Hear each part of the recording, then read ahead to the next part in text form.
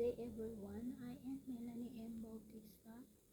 I'm 39 years old, Filipino, married, and I have two kids, 15 years old and 12 years old.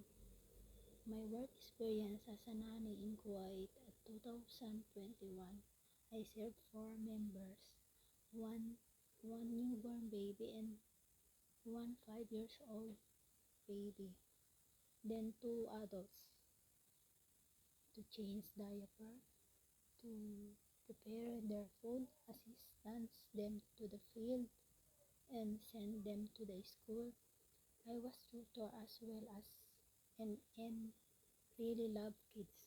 I'm very hardworking, patient, and kindly, and I can work as under many miles as supervision, and I'm willing to learn more.